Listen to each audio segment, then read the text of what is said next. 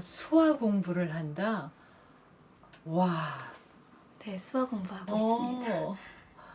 아니 정말 재밌겠다. 저 언제 한번 가르쳐 주세요. 아, 제가 아직 잘 못해서요. 아니 이거 한번 해보실래요? 수화로?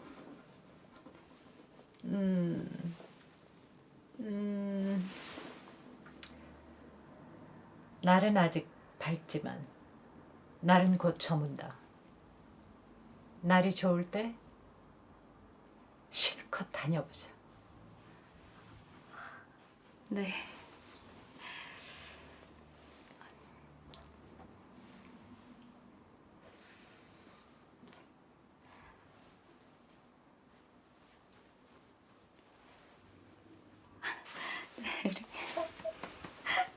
너무 멋있다. 아니 날이 뭐예요? 날은 아직 밝지만 날이 아직 밝지만은 이렇게 해주시면 됩니다. 그냥 날이 아직 밝지만 네. 날이 아직 밝지만 날은 곧 저문다. 날은 곧 저문다. 이렇게. 이게 뭐예요? 이거는 금세라는 의미를 내포하고 있습니다. 날은 아직 밝지만 날은 곧 저문다. 네. 날이 좋을 때 볼 때 날이 좋을 때 실컷 다녀보자. 다녀보자. 실컷 다녀보자. 네, 맞습니다. 잘하시는데요? 아니 이거 다시 한번 해보세요. 이게 네. 이렇게 이렇게요. 이렇게. 날이 곧 저문다. 네. 잠깐 다시. 날이 아직 밝지만 날을 곧 저문다. 날이 아주 좋을 때 실컷 다녀보자.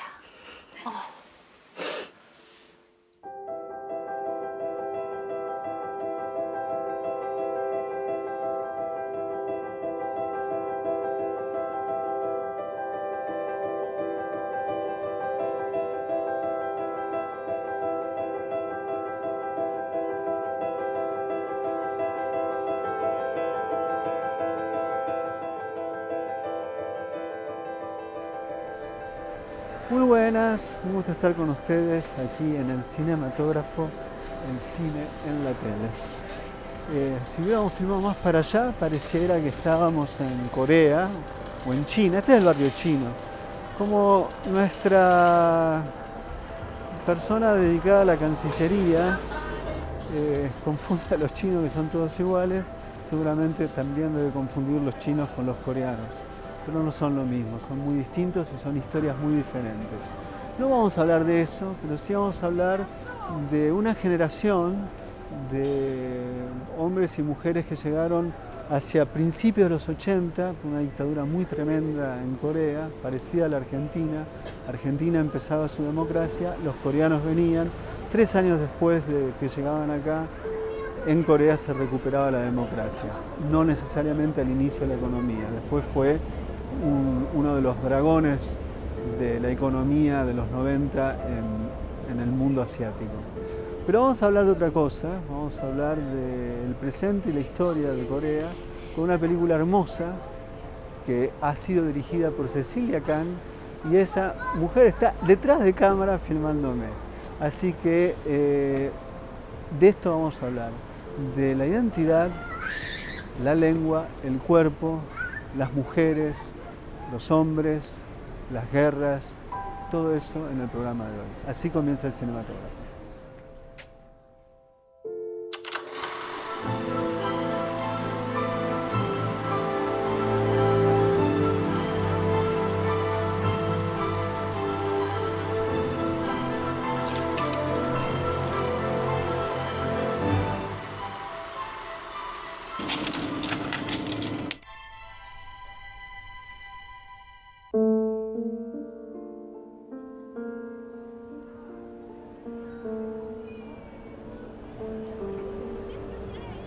¿Cómo andas, Cecilia? Hola, ¿qué tal?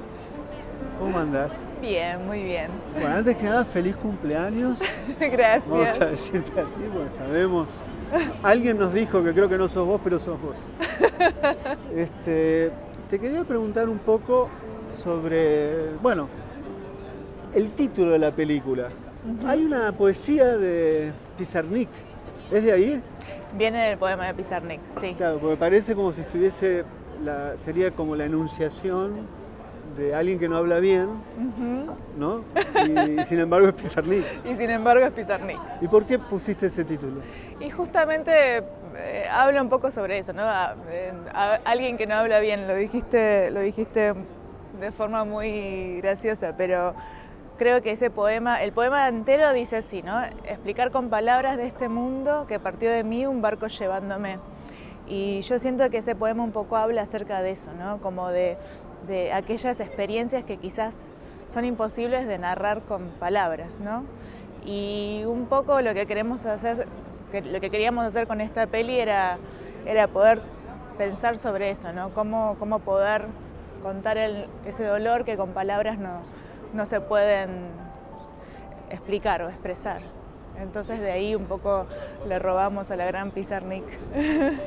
Es genial eso, ¿no? Porque uno podría pensar, si no tiene ese dato, que de hecho yo no lo tenía, y el domingo pasado en el programa de radio hice la crítica oral de tu película, y un oyente llamó. Mirá. Y no estaba seguro, y bueno, y finalmente acá está la confirmación. Eso lo digo bien obvio para que sepan que no soy ningún señor que sabe todo, al contrario, no sé nada. Hay algo que sí aparece en la película, hay dos temas en la película, claramente, ¿no? Por un lado es la inmigración coreana en Argentina, que tiene una fecha, 1980, que yo estimo que tiene que ver con la dictadura en Corea y en la posguerra.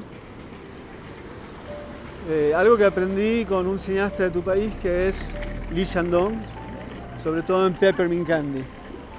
Y luego un tema que es conocido seguro en tu cultura, pero no tan conocido en argentino, prácticamente desconocido, que es el caso de las comfort women, las mujeres del confort, que no eran otra cosa que esclavas sexuales. ¿Cómo fue la conexión entre los dos temas? ¿Cómo llegaste a esa idea de trabajar sobre dos temas? Y creo que era un poco inevitable porque quería justamente, o sea, yo no conocía nada acerca de ese hecho histórico, acerca del hecho de las comfort women, no sabía nada y supe muy por accidente porque justo tuve la oportunidad de conocer a una de esas sobrevivientes en un viaje que había hecho a Corea del Sur, filmando cosas de mi película anterior y escuchar un testimonio así en primera persona por una de esas mujeres que se parecía a mí y que podría haber sido mi abuela, claro. Fue algo que me quebró completamente. Lo que me pasó también es que cuando volví acá yo pensaba, ¿cómo puedo yo hablar sobre esto que me excede, ¿no? que me sobrepasa? Y justamente creo que el ejercicio era ese, ¿no? Hablar de este tema, pero siendo yo, siendo de dónde soy y quién soy, ¿no? O nosotras, las mujeres que somos parte de este presente que vivimos, siendo hijas de padres coreanos que viven en la Argentina. Y eso inevitablemente hace ese link, ¿no? Un poco preguntarnos de dónde somos o quiénes somos, parte de esa raíz, ¿no? De ver a mis papás que emigraron para buscar, qué sé yo, otra posibilidad de vida acá. O sea que eso vos supiste a propósito de tu viaje allá. Claro, o sea... No era algo que sabías por tus papás. no era algo que supe por mis papás. ¿Y tus eso papás fue- sabían sobre eso? Y bueno, y eso fue re loco porque después obviamente volví del viaje y le pregunto a mi vieja tipo, che, ¿qué onda? O sea, y mi mamá era, sí, obvio que eso sucedió, sucedieron un montón de cosas horribles, pero como buena, como buena mujer de posguerra, de esa generación, ¿no? Como que de ciertos, de persona que vivió también la guerra en sí, mis papás, de esas cosas nunca hablaron, nunca hablan. De hecho, empezamos a hablar y sacar esos temas cuando yo empecé como a investigar cuestiones de la peli. Claro. Entonces, eso Bueno, era... eso es algo que la película aparece, las formas de expresar los sentimientos. O sea, una de las cosas que a mí más me parece extraordinaria de la película es la constatación de cómo la vida emocional se configura de una manera muy diferente en Corea que en Argentina. Y al ustedes estar acá, vos claramente ya estás argentinizada desde el vamos, aparte sos argentina. Claro. Pero tu madre, como las otras, una madre que aparece en la película, tiene esa ambivalencia Totalmente. de cómo se expresan sus sentimientos, la reserva de los mismos, y vos eso trabajás. Entonces te quería preguntar un poco sobre esa dimensión de los rituales de las emociones en Corea y entre comillas, la desinhibición o no de las emociones aquí, que vos trabajás sobre eso. Sí, justamente son esas cosas las que un poco me obsesionan, ¿no? Esas dualidades que tenemos, o las que tengo conmigo en mi personalidad, o que veo incluso en Melanie, la protagonista de la película, porque es lo que vos decís, ¿no? Nuestros padres, incluso mi mamá aún más porque es de una generación un poco mayor, imagínate que son personas que viven en este país, no pueden ni manejar el idioma, ¿no? Hay una cuestión ya de lenguaje que le excede. Entonces, y entonces tal desarraigo es tan fuerte que la única forma de dejar de sentir tanto dolor por aquel desarraigo, pienso, ¿no? Es justamente mantener y sostener esas tradiciones, mantener esos rituales, como vos decís. Es por eso que yo siento que mis viejos son aún más coreanos que los de Corea del Sur hoy en día, o sea, es como porque tratan de mantener ese corazón, esa Corea que es de ellos acá, ¿no? Claro. ¿Y por qué ha sido, por qué no fuiste vos la que estaba enfrente de cámara? Podrías haber sido, ¿no? Podría haber sido. Porque creo que lo que me interesaba era... Qué buena pregunta, no lo sé. No, nunca estuvo esa idea. Sí, Pero podrías haber sido tranquilamente. podría haber sido, pero creo que justamente... Las chicas son más jóvenes que vos. Exacto. Creo que justamente hay una riqueza en esa búsqueda porque lo que proponíamos en un principio era ver qué pasaba con chicas de la comunidad de edades similares a aquellas otras mujeres que sufrieron aquella violencia, ¿no? Entonces era un poco, obviamente es imposible comparar este presente con lo que le pasaron a esas mujeres, pero era un poco jugar, ¿no?, con ese dispositivo y ver qué sucedía cuando enfrentábamos a jóvenes de la comunidad coreana con esos testimonios en primera persona de aquellas mujeres que sufrieron ese pasado tan atroz.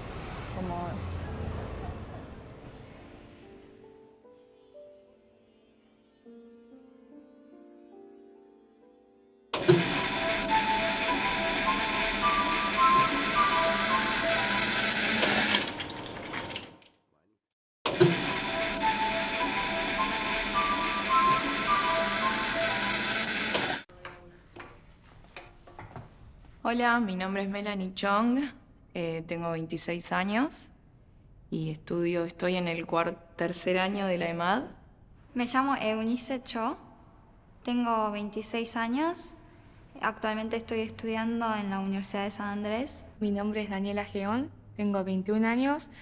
Hay algo que haces al inicio, digamos que propones las condiciones de representación, porque mostrás, no sé si es el verdadero casting o es un casting de ficción, pero se ven a muchas chicas hasta que aparece la elegida, que es Melanie.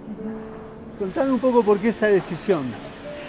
Ese casting de hecho es un casting real, es un casting, fue todo bastante literal. Fue un casting abierto que hicimos en la comunidad coreana para jóvenes de una franja etaria determinada y estábamos buscando la protagonista de un documental que iba a hablar sobre el tema de las comfort women.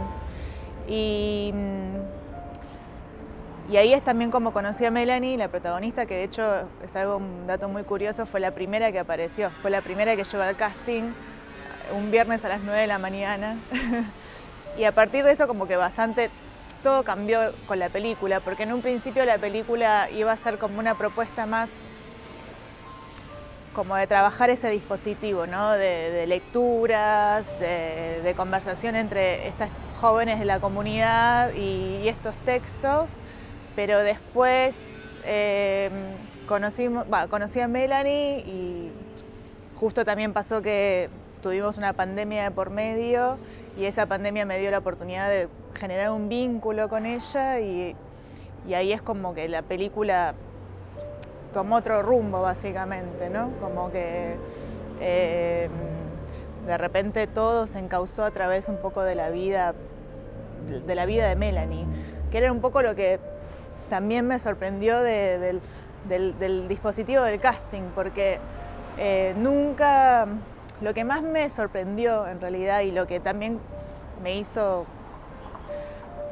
es que, o sea, actuar en otros sistemas era porque lo que más me interesaba no era, porque cualquier persona que se enfrenta a un testimonio de una sobreviviente que vivió algo así tan horrendo va a ser afectado, sea mujer, hombre, de cualquier género, de cualquier nacionalidad. Pero lo que más me impactaba era en las pequeñas conversaciones que tenía con estas chicas, era ver tipo, que había ciertos elementos también que seguían siendo como muy opresivos, pero que seguían sucediendo en las estructuras presentes, ¿no? Claro, el tema de de no hablar. Claro. Pero eso es propio un poco de tu cultura, ¿no?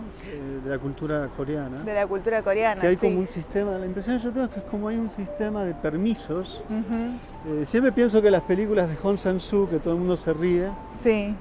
lo más tremendo de esas películas pasan por la necesidad de tomar soju, porque es una manera de desinhibirse y poder hablar de las emociones que se tienen, ¿no? Exactamente, exactamente. Por eso esas escenas que parecen tan graciosas en realidad son muy trágicas también. Y ahí es donde radica justo la grandeza de esas pelis, totalmente. Te quería preguntar sobre... hay un momento que ¿ella tenía algún tipo de experiencia actoral? Mela era estudiante de actuación. Estudiaba con Chávez. Estudió también con Chávez, pero en ese momento cuando la conocimos estaba terminando la carrera en la EMAD y también fue estudiante de Chávez. Porque sí. hay un momento que es muy lindo que habla con Chávez. Uh-huh. Es un momento muy amoroso de Chávez y de ella. Pero hay un momento que es absolutamente sorprendente, que ella dice un texto mecánicamente y de pronto a ese texto le da vida. Y uno dice, es una actriz, pero de lo más extraordinaria que uno puede imaginar, ¿no? Totalmente. ¿Eso fue una idea tuya o de ella? Eso fue un poco la propuesta de... Perdón. Eso fue un poquito la propuesta que yo le había hecho, pero que después ella ejecutó con total libertad. La propuesta era, bueno, Amela, te voy a dar este texto, este es un testimonio de una sobreviviente de Comfort Woman, y la vas a preparar para decir frente a cámara. Entonces, y nosotros vamos a seguirte en ese proceso. Pero en ese proceso ella misma justamente eso, tenía toda la libertad y lo que vos decís, ¿no? Lo potenciaba un montón porque dependiendo en qué situación, en qué contexto, lo preparaba de una forma o de otra y también, también a lo que ella le pasaba internamente, ¿no? Y la película hasta los 40 minutos está en Argentina. Posteriormente hay un salto que es a Seúl. Ahí aparece el hermano de ella. Sí. ¿Era el hermano? Era el hermano, sí, Y sí, eso, sí. eso es tal cual lo que vemos. Estaba Eso por casar. Eso es tal cual lo que vemos. De hecho, se casó el año pasado, creo, si no me equivoco. Hay un momento que me parece extraordinario que es los regalos de las golosinas, y la relación de la golosina con la memoria emotiva, porque las golosinas en la infancia y él extraña eso, ¿no? Totalmente.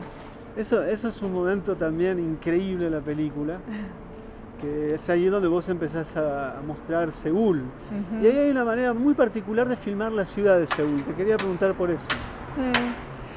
Y creo que tiene que ver con esta condición de extranjería, ¿no? Que,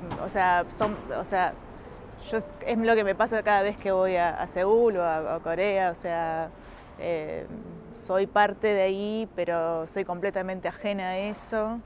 Y la idea era poder registrar ese estado, ¿no? Que una se siente detonada, ¿viste? Porque está ahí, siente que pertenece y a la vez siente que no pertenece para nada. Y es ese asombro, pero esa familiaridad a la vez, que es un poco también lo que le pasa a Melanie, y era muy hermoso que eso, charlábamos de eso y nos sentíamos tan iguales, ¿no?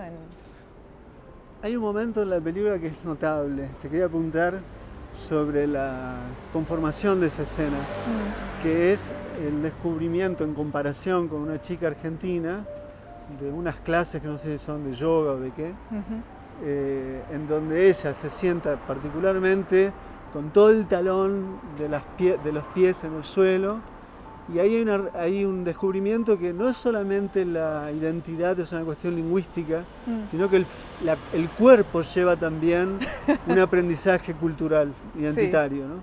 Contame de eso, porque esa escena es casual, es algo que vos pensaste, ¿cómo es? Fue algo muy gracioso, fue algo que en realidad yo había visto previamente en Mela y en More, en su amiga con la que tienen esa escena.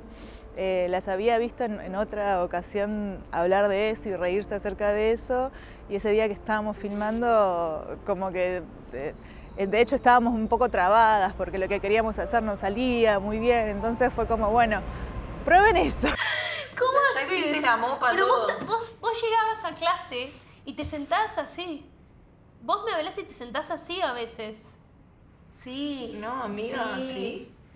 No lo Venís y reconozco te quedás igual. así. Ah, puede ser, puede ser. ¿Ves Esto que sí. es como una postura Sí, re es cómoda como- para vos? Y yo estoy 2 segundos así y ya me empiezan a temblar la voz, los tobillos, todo. Tipo, me encantaría bajar así. Re yoga también. Pero yo si quiero Pará, pero no podés. No. Hay un momento en la película que es muy importante, es hacia el final, que es la visita al museo. Es un museo probablemente en torno a las mujeres, a estas esclavas, mujeres esclavas, sexuales. Incluso aparece el testimonio, el testimonio que vamos escuchando, terminamos viendo el rostro de esa mujer. Contame un poco de ese espacio, ese lugar, ¿cómo es? Bueno, ese museo es el Museo de la Mujer y la Guerra. Es un museo que justamente está para hacer memoria, verdad y justicia por este hecho tan atroz y para hacerle justicia a estas mujeres. Esa experiencia fue justamente una cosa muy quebradora para todas nosotras, para mí, para Melanie, porque nosotros haciendo la investigación acá e incluso filmando después, yo nunca había visto imágenes de Hwang Gum-ju, de la mujer de quien usamos el testimonio. Buscábamos por internet y todo, pero no habíamos encontrado. Melanie incluso también en su búsqueda medio obsesiva para la cámara, fuera de cámara, también lo había hecho y no encontró nada. Y encontrarnos en ese museo con sus fotos, con elementos que ella utilizaba, fue realmente una experiencia muy muy quebradora. De repente poner en cuerpo, en materialidad, eso que leíamos. Claro. Y eso que Claro, imaginábamos. Sí, muy tremendo. Y aparte, ¿quién iba a saber, no? ¿Quién un iba a texto saber? elegido Sí. habría encontrar la huella de quién fue. Es que sí, totalmente. Fue una cosa, no sé, esas cosas yo pienso que son la magia del cine, no sé cómo. Claro, pero eso está bien el azar a favor, ¿no? Sí, totalmente. ¿Y el texto de dónde lo había sacado? El texto lo sacamos de un libro, que es una recopilación que hicieron unos juristas suizos en el año 92. Y es un libro que recopila varios testimonios de distintas sobrevivientes. Así que ese libro está, de hecho, online para que lo puedan buscar. Es muy fuerte porque son testimonios muy fuertes, pero bueno, también recomendables.